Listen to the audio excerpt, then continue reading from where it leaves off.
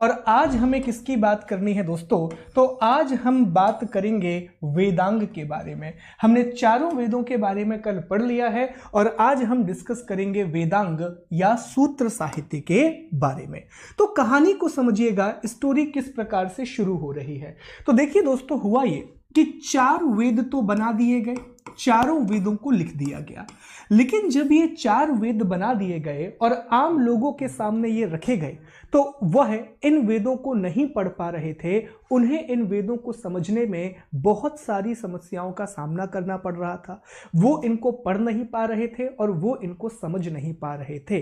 तो वेदों को समझाने के लिए, याद रखिएगा दोस्तों, वेदों को समझाने के लिए, वेदों को अंडरस्टैंडिंग के लिए दोस्तों 6 वेदांग बनाए गए। क्या बनाए गए?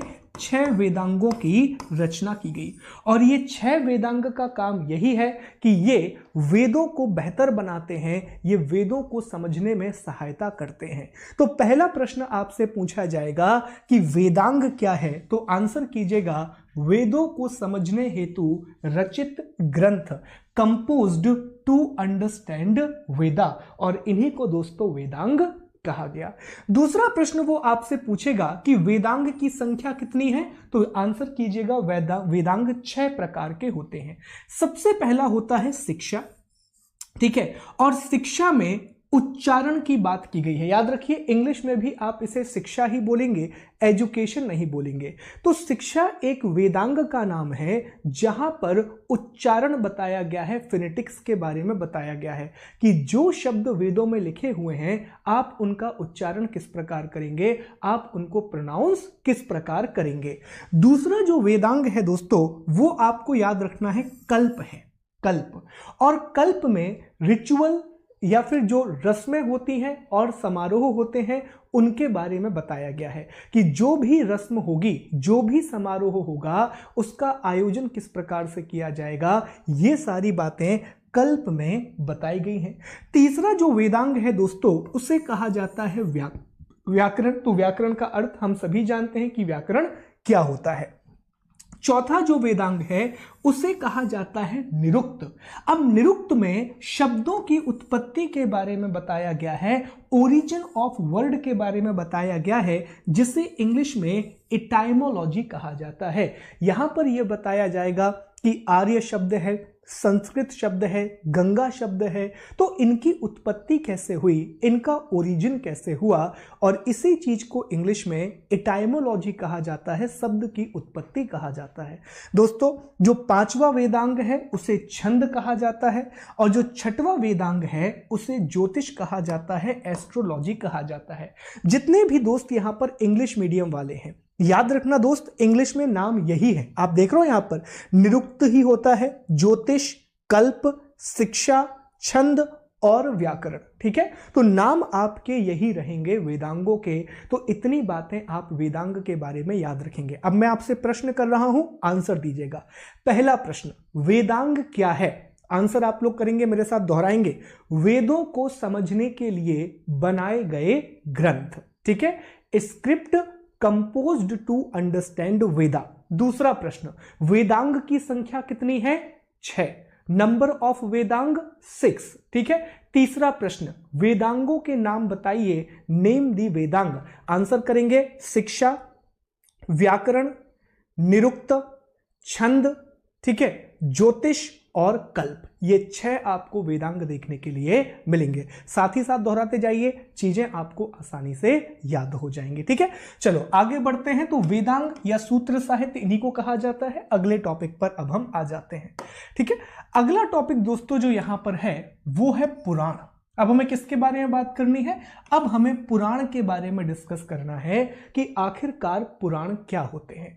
दोस्तों याद रखिएगा, ऐसे ग्रंथ जिनमें भारतीय ऐतिहासिक कथाओं का क्रमबद्ध विवरण दिया गया है उनको पुराण कहा जाता है। Best arrange description of the Indian historical stories, इनको क्या कहा जाता है दोस्तों? इनको पुराण कहा जाता है। तो जितनी भी चीजें आप और हम आज सुनते हैं, अलग अलग कथाएं हमको सुनने के लिए मिलती हैं। कभी वराह अवतार की कथा देखने के लिए मिलती है, गणेश जी की कथाएं सुनने के लिए मिलती हैं। तो ये सारी ऐतिहासिक और धार्मिक कथाएं जो होती हैं ये सारी हिस्टोरिकल और माइथोलॉजिकल जो स्टोरी होती हैं तो उनके कलेक्शन को, उनके संग्रह को क्या कहा जाता है दोस्तों? पुराण कहा जाता है। ये पॉइंट यहां आपको याद रखना है, ठीक है। दूसरी चीज आप याद रखेंगे कि पुराणों के जो रचयिता हैं, जो इनके कंपोजर हैं, उनका नाम है लोमहर्ष और उनके पुत्र उग्रश्रवा। ये सीधा सीधा प्रश्न पूछा जाता है कि पुराणों के रचयिता या फिर पुराणों के कंपोजर कौन है? तो याद रखेंगे लोमहर्ष और उनके पुत्र उग्रश्रवा के द्वारा पुराणों की रचना की गई थी। तीसरी बात, पुराणों की भाषा क्या है दोस्तों? तो भाषा आपको याद रखना है, ये संस्कृत भाषा में लिखे गए हैं। ये अधिकांश जो पुराण हैं वो संस्कृत भाषा में लिखे गए हैं और उसमें भी श्लोक के फॉर्म में लिखे गए हैं। जब आप पढ़े होंगे रामायण वगैरह तो आपने देखा होगा श्लोक के रूप में आपको देखने के लिए सारी चीजें मिलती हैं। और जो भी लोग इन श्लोकों को पढ़ते हैं, अर्थात जो भी लोग पुराणों को पढ़ते हैं दोस्तों, उन्हें पुजारी कहा जाता है, ठीक है। अब इसमें एक इंटरेस्टिंग बात या बहुत अनफॉर्चुनेट बात यह थी कि पुराणों को स्त्री और शूद्र, इनको पुराण पढ़ने की अनुमति नहीं दी गई थी, हालांकि वे उन्हें सुन सकते थे। Women and Shudra were not allowed to read them although they could hear them. तो ये पुराणों के बारे में बेसिक इंफॉर्मेशन है, एक बार मेरे साथ रिपीट करना, चीजें आपको याद हो जाएंगी। पहला, पुराण क्या है? तो भारतीय ऐतिहासिक और धार्मिक कथाओं का क्रमबद्ध विवरण है। It is the systematic collection of Indian historical and mythological stories. दूसरा, पुराण किसके द्वारा लिखे गए हैं दोस्त? दोहराना साथ में, नहीं तो कोई मतलब नहीं है, ठीक है। पुराण किसके द्वारा लिखे गए हैं? लोमहर्ष और उनके पुत्र उग्रश्रवा के द्वारा पुराण लिखे गए हैं। तीसरा, पुराणों की भाषा क्या है मेरे दोस्त? मत भूलना, पुराणों की भाषा संस्कृत है। चौथा, जो पुराणों को पढ़ता है उसे क्या कहा जाता है? पुजारी। और पांचवा, स्त्री और शूद्र, विमेन और शूद्र, इनको पुराणों को पढ़ने की अनुमति नहीं थी, हालांकि ये पुराणों को सुन सकते थे।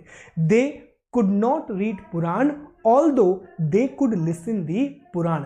ये पॉइंट दोस्तों आपको याद रखना है और ये हमें ये भी बता रहा है कि किस प्रकार ऋग्वैदिक काल से जब हम आगे बढ़ेंगे तो महिला और शूद्र दोनों की हालत ही क्या होती जाएगी? दोनों की सामाजिक स्थिति में गिरावट होगी, दोनों का जो सोशल स्टेटस है उसमें डिक्लाइन हमको देखने के लिए मिलेगा। ठीक है सर, हमने ये परिचय पढ़ लिया, हमें इतनी बातें समझ में आ गई।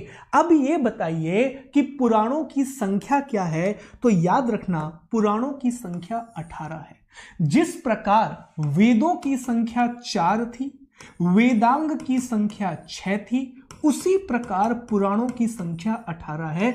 इस प्रकार से आपको रिवीजन करना है ताकि पुरानी चीजें भी आपको याद होती जाएं। क्या हमें 18 ही पुराण पढ़ना है? नहीं, 18 में से दोस्तों कुछ प्रमुख पुराण हैं जिनके बारे में हमें पता होना चाहिए, कुछ मेजर पुराण हैं जिनके बारे में प्रश्न अक्सर बन जाया करते हैं। पहला पुराण है मत्स्य पुराण। मत्स्य पुराण दोस्तों ये सबसे पुराना पुराण है जो आंध्र सातवाहन वंश से जुड़ा हुआ है। ठीक है, तो एक प्रश्न यहां से बनेगा कि सबसे पुराना पुराण कौन सा है? विच इज द ओल्डेस्ट पुराण? तो आंसर करेंगे मत्स्य पुराण। और ये किस साम्राज्य से जुड़ा हुआ है? तो आंध्र सातवाहन से ये जुड़ा हुआ है। It is related with the Andhra Satavahana. आगे बढ़ते हैं।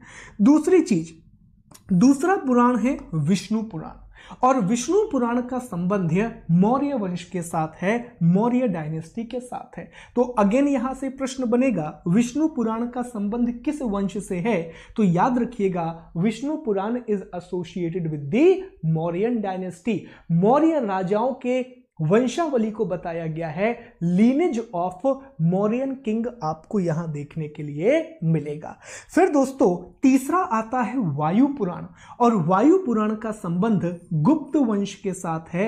वायु Purana is associated with the Gupta dynasty. ठीक है, चौथा देखने के लिए मिलेगा ब्राह्मण पुराण और ब्राह्मण पुराण का संबंध पुरु वंश से है और इसे महापुराण भी कहा जाता है। और पांचवा है दोस्तों भागवत पुराण जो कि श्री कृष्ण भक्ति से जुड़ा हुआ है, which is associated with the Krishna भक्ति। इन पांचों पुराणों में, इन पांचों के पांच पुराणों में राजाओं की वंशावली दी गई है, लीनिएज ऑफ किंग दिया गया है। राजाओं की वंशावली का मतलब होता है कि एक राजा, उसका पुत्र, फिर उसका पुत्र। तो ये जो पांचों के पांच पुराण आपको देखने के लिए मिल रहे हैं, इसमें सिर्फ कथाएं नहीं हैं, इसमें सिर्फ स्टोरीज नहीं है, स्टोरीज के साथ साथ राजाओं की वंशावली भी इसमें दी गई है, लीनिएज ऑफ किंग भी इसमें दोस्तों एक्सप्लेन किया गया है। ठीक है, तो ये बातें आपको पुराणों के बारे में याद रखनी है। आई विश सारी बातें आपको याद रहेंगी। एक बार ध्यान से देख लो, मत्स्य पुराण सबसे पुराना पुराण और जो आंध्र सातवाहन के साथ जुड़ा हुआ है। विष्णु पुराण मौर्य वंश, वायु पुराण गुप्त वंश, ब्राह्मण पुराण पुरु वंश और भागवत पुराण श्री कृष्ण भक्ति। ये टॉपिक आपको याद रखना है। आखिरी में क्वेश्चन पूछूंगा दोस्तों, तो अभी से तैयार रहिएगा कि पुराणों की संख्या 18 है। सबसे पुराना पुराण मत्स्य पुराण है और विष्णु पुराण का संबंध मौर्य वंश के साथ आपको देखने के लिए मिलेगा। ठीक है, तो ये पुराणों के बारे में भी सारी बातें हो गई। अब हम आगे बढ़ते हैं और अगले टॉपिक को दोस्तों अब हम डिस्कस करते हैं। ठीक है, क्या क्या पढ़ लिया तो एक बार रिमाइंड ले लेना। हमने वेद पढ़ लिए, फिर हमने वेदांग का अध्ययन कर लिया, फिर हमने पुराण की बात कर ली और अब हमें क्या पढ़ना है, तो अब हमें ब्राह्मण ग्रंथ के बारे में पढ़ना है। वेदों की संख्या 4, वेदांग 6 और पुराण 18। और अब हम बात करेंगे ब्राह्मण ग्रंथों की। याद रखना, हमने शुरू में एक लिस्ट डिस्कस की थी। ये लिस्ट हमेशा याद रखना दोस्तों, हमने यहां पर एक लिस्ट डिस्कस की थी, ये वाली लिस्ट। ओके, और इसमें देखो हमने यहां डिस्कस किया था कि धार्मिक ग्रंथ में क्या क्या आता है। तो धार्मिक ग्रंथ में हमको वेद, ब्राह्मण ग्रंथ, पुराण, वेदांग, उपनिषद, स्मृति ग्रंथ, धर्मसूत्र और आरण्यक, ये देखने के लिए मिलते हैं। तो अब हम किसके बारे में पढ़ेंगे, अब हम ब्राह्मण ग्रंथों के बारे में पढ़ेंगे। अब हम ब्राह्मण स्क्रिप्ट के बारे में दोस्तों स्टडी करने के लिए जा रहे हैं। ठीक है, ध्यान दीजिएगा, सारी बातें आपको यहां पर क्लियर होती जाएंगी। ओके, चलिए, तो सबसे पहला प्रश्न आपके दिमाग में यही आ रहा होगा कि सर ये ब्राह्मण ग्रंथ क्या है। तो याद रखना दोस्तों, ये वेदों के भाग है। क्या है ये वेदों के भाग है। They are the parts of Veda. ये वेदों के ही भाग हैं। ठीक है, जैसे एक किताब होती है, उसके साथ में उसकी सहायता करने के लिए कुछ किताबें लिख दी जाती हैं, तो ये भी वेदों के ही भाग होते हैं, उन्हीं का विस्तार है, उन्हीं का एक एक्सटेंशन है ब्राह्मण ग्रंथ। दूसरी बात, सर इसमें क्या दिया गया है, इसमें किस बात की जानकारी दी गई है। तो याद रखना दोस्तों, जितने भी कर्मकांड होते हैं, जितने भी रिचुअल होते हैं, उन सभी के विधि के बारे में यहां पर बात की गई है, उन सभी के मेथड के बारे में यहां पर बात की गई है। जो अलग अलग प्रकार के कर्मकांड होंगे, अलग अलग प्रकार के यज्ञ होंगे, उन सब में किस प्रकार से यज्ञ किया जाएगा, वो सारी जानकारी आपको ब्राह्मण ग्रंथ में देखने के लिए मिलेगी। अब जैसा कि मैंने आपसे कहा कि ये वेदों के भाग हैं, इसका मतलब ये हुआ दोस्तों कि ऋग्वेद के अपने ब्राह्मण ग्रंथ होंगे, सामवेद के अपने ब्राह्मण ग्रंथ होंगे, उसी प्रकार यजुर्वेद के अपने ब्राह्मण ग्रंथ होंगे और अथर्ववेद के अपने ब्राह्मण ग्रंथ होंगे। तो ये जो 4 वेद है ना, तो चारों वेदों के अपने अपने ब्राह्मण ग्रंथ हैं, उसी के बारे में अब हमें यहाँ पर देखना है। ठीक है, तो यहाँ पर देखिए एक टेबल मैंने दोस्तों यहाँ पर यूज किया है कि जो ऋग्वेद है, तो ऋग्वेद का सबसे महत्वपूर्ण ब्राह्मण ग्रंथ ऐतरेय ब्राह्मण है। ये कई बार सवालों में प्रश्नों में पूछा गया है। अगर आप एमसीक्यू सॉल्व कर रहे हैं तो वहां आपको ये प्रश्न जरूर देखने मिलेगा कि ऐतरेय ब्राह्मण किस वेद से संबंधित है। Aitareya Brahmana is associated with which Veda. तो याद रखिएगा, it is associated with the Rigveda. Okay, तो ऐतरेय ब्राह्मण का संबंध ऋग्वेद से है। और दूसरा याद रखना दोस्तों, कौशितकी ब्राह्मण। दूसरा कौन सा है? कौशितकी ब्राह्मण, या कई बार इसको सांख्यायन भी कहा जाता है। तो ऋग्वेद के साथ 2 ब्राह्मण ग्रंथ जुड़े हुए हैं। पहला कौन सा है दोस्तों? ऐतरेय ब्राह्मण, और दूसरा कौन सा है? कौशितकीय ब्राह्मण। ठीक है, इसके बाद हम यजुर्वेद की बात करते हैं। तो यजुर्वेद को जरा कुछ ऐसे समझो। देखिए, हमने क्या डिस्कस किया कि जो ऋग्वेद है तो इसके साथ दो जुड़े हुए हैं, एक तो हो गया ऐत्रेय और दूसरा हो गया कौशितकीय ब्राह्मण। ठीक है, ये क्लियर हो गया सर। अब दोस्तों जो यजुर्वेद है तो यजुर्वेद पहले दो भागों में बटा हुआ है। यजुर्वेद कितने भागों में बटा है? दो भागों में बटा हुआ है। एक कहलाता है शुक्ल यजुर्वेद और दूसरा कहलाता है कृष्ण यजुर्वेद। इंग्लिश में भी इसको शुक्ल यजुर्वेद और कृष्ण यजुर्वेद भी कहा जाता है। ठीक है, अब शुक्ल यजुर्वेद का जो ब्राह्मण ग्रंथ है दोस्तों वो है शतपथ ब्राह्मण, जिसकी इमेज आपके सामने यहां पर दी गई है। और जो कृष्ण यजुर्वेद है इसका जो ब्राह्मण ग्रंथ है दोस्तों उसे कहा जाता है तैत्तिरीय। क्या कहा जाता है? तैत्तिरीय ब्राह्मण कहा जाता है। तो दो प्रश्न घुमा फिरा के बनेंगे, ध्यान से सुनना। पहला प्रश्न ये पूछेगा यजुर्वेद के कितने भाग हैं? How many parts are there of Yajurveda? तो आंसर करना यजुर्वेद के दो भाग हैं। पहला भाग आपको याद रखना है कृष्ण यजुर्वेद और दूसरा आपको याद रखना है शुक्ल यजुर्वेद। ठीक है, फिर आपसे पूछेगा यजुर्वेद के ब्राह्मण ग्रंथों के नाम लिखिए, नेम दी ब्राह्मण ग्रंथ ऑफ यजुर्वेद। तो वहां पर आप आंसर कीजिएगा शतपथ ब्राह्मण और तैत्तिरीय ब्राह्मण। थोड़ा और डीप पूछेगा तो ये पूछ लेगा कि शुक्ल यजुर्वेद का संबंध शतपथ ब्राह्मण से है और कृष्ण यजुर्वेद का संबंध तैत्तिरीय ब्राह्मण से है। ठीक है, यहां एक चीज और याद रखना, ये जो शतपथ ब्राह्मण है ना दोस्तों, इसमें एक बहुत बड़ी बात कही गई है, बहुत इंपॉर्टेंट बात कही गई, जरूरी है सुन लेना, मैसेज करते समय रात में काम आएगा। इसमें कहा गया है कि जो स्त्री है, स्त्री को पुरुष की अर्धांगिनी कहा गया है दोस्तों। स्त्री को पुरुष की अर्धांगिनी कहा गया है, इस प्रकार से बेटर हाफ आप बोल सकते हैं। तो ये जरूरी बात कहां पर कही गई है? शतपथ ब्राह्मण में कही गई है। ठीक है, ऋग्वेद भी कवर हो गया, यजुर्वेद भी कवर हो गया। अब थोड़ा सा सर सामवेद के बारे में बात कर लेते हैं। सर सामवेद का ब्राह्मण ग्रंथ कौन सा है? तो याद रखना सामवेद के बहुत सारे ब्राह्मण ग्रंथ हैं, पर एक ही है जो एग्जाम में पूछा जाता है, वो है जैमिनीय। वो कौन सा है दोस्तों? जैमिनीय ब्राह्मण ग्रंथ। ठीक है, आखिरी में अब क्या बचता है? तो चौथे नंबर पर बचता है अथर्ववेद। ठीक है, अथर्ववेद बचता है दोस्तों, और अथर्ववेद का जो ब्राह्मण ग्रंथ है उसे कहा जाता है गोपथ ब्राह्मण। क्या कहा जाता है? गोपथ ब्राह्मण कहा जाता है।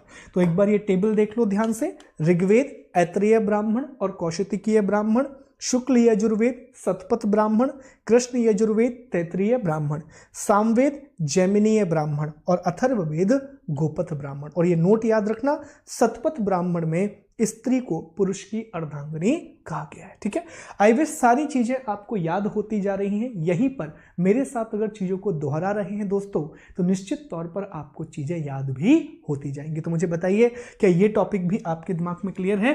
ब्राह्मण ग्रंथ वाला टॉपिक क्लियर है? फिर हम आगे बढ़ते हैं, अगले पार्ट पर चलते हैं।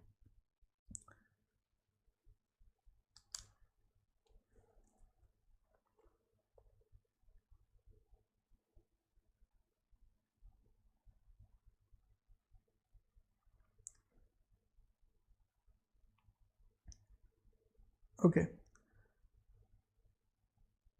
चलो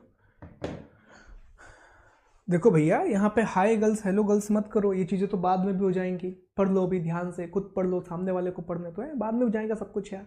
चलो, ब्राह्मण ग्रंथ की अब हम बात कर लिए हैं। तो अब हमने क्या क्या डिस्कस कर लिया? हमने वेद डिस्कस कर लिए, हमने वेदांग डिस्कस कर लिए, हमने पुराणों की बात कर ली और साथ ही साथ हमने ब्राह्मण ग्रंथ भी डिस्कस कर लिए। चलिए आगे बढ़ते हैं और टॉपिक को आगे बढ़ाते हैं और अब डिस्कस करते हैं कुछ अन्य वैदिक साहित्य को, अब डिस्कस करते हैं कुछ अदर वैदिक लिटरेचर को, जो दूसरे वैदिक साहित्य हमको यहां देखने के लिए मिलते हैं। ठीक है, तो इसमें सबसे पहला नाम आता है मैत्रेयी संहिता का। किसका नाम आता है दोस्तों? मैत्रेयी संहिता का नाम आता है।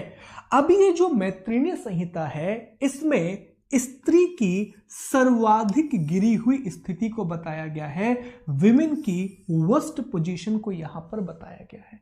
और इसमें यह कहा गया है कि जो पुरुष होता है दोस्तों, उसके अंदर 3 दोष होते हैं। ठीक है, जो एक इंसान होता है, जो मैन होता है, उसके अंदर 3 प्रॉब्लम होती हैं। और वो प्रॉब्लम कौन कौन सी है? तो सबसे पहली प्रॉब्लम है जुआ, ठीक है, दूसरी प्रॉब्लम है शराब, और तीसरी प्रॉब्लम उसने कहा है स्त्री। तो यहां से एक सवाल अक्सर बनता है कि किस संहिता में स्त्री को सर्वाधिक गिरी हुई स्थिति में बताया गया है, विमेन को वर्स्ट कंडीशन में बताया गया है? तो याद रखना वो मैत्रेयी संहिता है। और कंफ्यूज मत होना दोस्तों, जो अथर्ववेद है वो महिलाओं या कन्याओं के जन्म की निंदा करता है।